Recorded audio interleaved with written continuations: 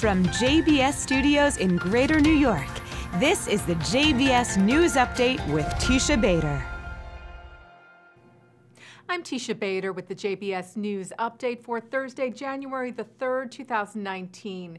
We open with the political situation in Israel, as we have been reporting to you since the dissolving of the Knesset and early elections set for this April. There have been daily reports of political parties splitting and new ones forming on both the right and the left.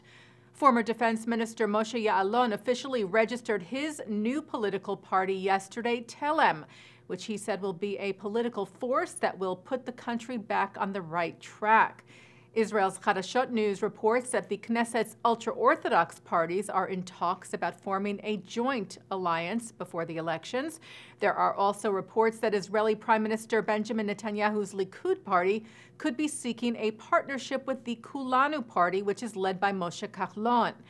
And former Israeli ambassador to the U.S., American-born Michael Oren, who announced that he would not be running with Kahlon in the new elections, told an interview with the Times of Israel this week that he would not rule out joining a new party. Meanwhile, the centrist Yesh Atid party announced yesterday that the first woman to be appointed an IDF Major General, Orna Barbivai, would be joining their list. We will have more for you on the current political situation in Israel as Mark Golub speaks with political commentator Professor Gil Troy in Jerusalem on In the News right after this newscast. And the Associated Press reports that 5 Palestinian factions are forming a new political body in the West Bank and Gaza. The Democratic Caucus aims to challenge the 2 main Palestinian parties, which are Fatah, led by Palestinian Authority President Mahmoud Abbas, who controls Palestinians in the West Bank, and terror group Hamas, who rules Gaza. The new party said it is pushing for new Palestinian elections, which were last held in 2006. While Israel and Honduras are pushing towards a plan to open embassies in their respective capitals, this after meetings were held, as we reported to you, in Brazil earlier this week between Prime Minister Netanyahu, Honduran President Juan Orlando Hernandez, and U.S. Secretary of State Mike Pompeo. The U.S. State Department released a joint statement from the 3 countries saying that they agreed to pursue a plan of action which includes meetings in their 3 respective capitals to advance the process of the decision to open embassies in both the Honduran capital of Tegucigalpa and Jerusalem. HSBC said that its recent decision to divest from an Israeli company is not in any way a boycott of Israel. We had reported to you last month that the decision by the British multinational bank to divest from Elbit was viewed by the Palestine Solidarity Campaign as a victory for the BDS, Boycott, Divestment and Sanctions campaign against Israel.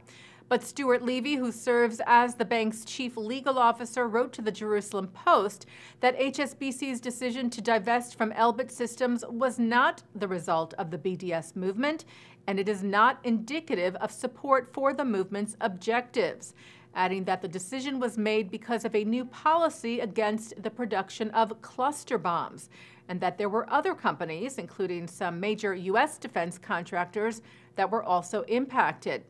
Elbit said today in response that they do not produce cluster bombs.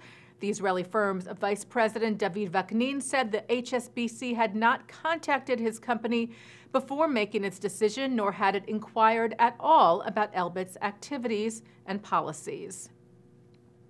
Veteran Jewish actor, comedian, and writer Bob Einstein has died. Einstein, who was the older brother of actor Albert Brooks, had a recurring role on HBO's Curb Your Enthusiasm. He was also known for his comic character stuntman Super Dave Osborne. Einstein won his first Emmy Award as part of the writing team for the Smothers Brothers Comedy Hour back in 1969, and his second as a producer of Dick Van Dyke's Van Dyke and Company show in 1977. Curb Your Enthusiasm creator and star Larry David said of Einstein, "It was an amazing, unforgettable experience knowing and working with him." Einstein died yesterday in California, reportedly after battling leukemia. He was 76. Israel's Central Bureau of Statistics released its figures for 2018 this week. They said Israel's population stands at 8,972,000, with 174,000 more people than a year before. Of that number, 74.3% are Jews, 20.9% are Arabs, and 4.8% are made up of other minority communities. Of those people who made Aliyah to Israel last year, approximately 1/3 came from Russia, almost 20% from Ukraine, 8% from France and from the U.S., almost 5% from Asia, and just under 2% from Africa. Taking a look now at our programming for tonight on JBS for Thursday, January the 3rd at 7 o'clock, it's Talmud Study with Rabbi Mordechai Becher. At 8, a discussion of Jewish and Catholic perspectives on gun control with Tobias Winwright and Rabbi Joel Mosbacher. That's from the American Jewish Committee of Westchester Fairfield from Iona College of New Rochelle. At 9, Mark Golub sits down for part 2 of a discussion on a new state solution with the founders of that movement. At 10, law professor Eugene Kantorovich explains why Israeli settlements are not illegal under international law. And coming up right after this newscast tonight, In the News with Mark Golub, who is joined by Professor Gil Troy to talk about the recent political news from Israel. And that's the JBS News Update for Thursday, January the 3rd, 2019. I'm Teisha Bader.